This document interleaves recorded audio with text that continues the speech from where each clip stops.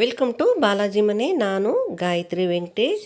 ಇವತ್ತು ಜೋಳದ ರೊಟ್ಟಿ ಹೇಗೆ ಮಾಡೋದು ಅಂತಂದೇಳಿ ತೋರಿಸ್ಕೊಡ್ತೀನಿ ನೋಡಿರಿ. ಮೊದಲನೇ ಬಾರಿ ನಮ್ಮ ಚಾನಲನ್ನು ನೋಡ್ತಾ ಇದ್ದರೆ ಪ್ಲೀಸ್ ಸಬ್ಸ್ಕ್ರೈಬ್ ಆಗಿ. ಬನ್ನಿ ಹೇಗೆ ಮಾಡೋದು ಅಂತ ನೋಡ್ಕೊಬರೋಣ. ಫಸ್ಟು ಸ್ಟವ್ ಮೇಲೆ ನೀರು ಕಾಯ್ಲಿಕ್ಕೆ ಇಟ್ಕೊಂಡ್ಬಿಡ್ಬೇಕು. ನಮಗಿಲ್ಲಿ ರೊಟ್ಟಿಗೆ ಎಷ್ಟು ಬೇಕೋ ಅಷ್ಟು ಜೋಳದ ಹಿಟ್ಟನ್ನು ತೊಗೊಂಡಿದ್ದೀನಿ. ಈ ಬಿಸಿ ಬಿಸಿ ನೀರನ್ನ ಈ ಹಿಟ್ಟಿನಲ್ಲಿ ಹಾಕಿ ಚೆನ್ನಾಗಿ ಕಲಿಸ್ಕೋಬೇಕು. ಅದನ್ನು ಕೈಯಿಂದ ಕಲಿಸ್ಬೇಡ್ರಿ, ಚುಚ್ಚುಗೋದಿಂದನೇ ಫಸ್ಟು ಈ ಥರ ಕಲಿಸ್ಕೊಳ್ರಿ. ಎಲ್ಲದನ್ನೂ ಹೊಂದ್ಕೋಬೇಕಾದ ರೀತಿ ಕಲಿಸ್ಕೊಳ್ರಿ. ಮತ್ತು ಇನ್ನೂ ಸ್ವಲ್ಪ ಬಿಸಿನೀರು ಹಾಕಿ ಕಲಿಸ್ಕೊಳ್ಳಿ. ಇದನ್ನು ಮೆತ್ತಗಾಗ್ತದೆ ಇದು.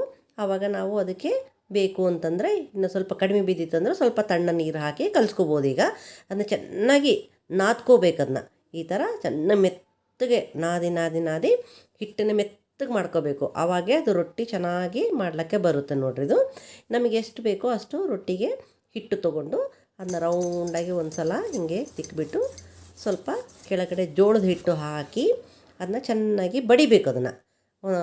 ಅದು ಬಡಿಯೋದು ಈ ರೀತಿ ಬಡಿಬೇಕು ನೋಡಿರಿ, ತೋರಿಸ್ಕೊಡ್ತೀನಿ. ಈ ಥರ ಪಟ ಪಟ ಪಟ ಪಟ ಬಡಿಬೇಕು. ಅದನ್ನು ಮೇಲ್ಗಡೆ ಕೈನ ಒತ್ತಬೇಕು. ಮೇಲ್ಗಡೆ ಈ ಥರ ಒತ್ತಾ ಇದ್ದರೆ ಇದು ಬಡಿತಾ ಇರಬೇಕು. ಬಡಿತಾ ಇದ್ದರೆ ಅದು ಅಗಲ ಹಾಕ್ಕೊಂತ ಹೋಗ್ತದೆ. ಅದು ನಮ್ಗೆ ಅಭ್ಯಾಸ ಇರುತ್ತಲ್ಲ, ಎರಡು ಕೈಯಿಂದ ಈ ಥರನೂ ರೊಟ್ಟಿನ ಬಡಿಬೋದು. ಈಸಿಯಾಗಿ ಬರುತ್ತೆ ನೋಡಿ. ಒಂದು ಸಲ ಟ್ರೈ ಮಾಡಿದರೆ ಈಸಿಯಾಗಿ ಬರುತ್ತೆ ನೋಡಿ. ಈ ಥರ ಬಡಿದ್ಬಿಟ್ಟು ನಾವು ಅದನ್ನು ಇತ್ಲಾಗೆ ಹಂಚು ಕಾಯಲಿಕ್ಕೆ ಇಟ್ಟಿರಬೇಕು.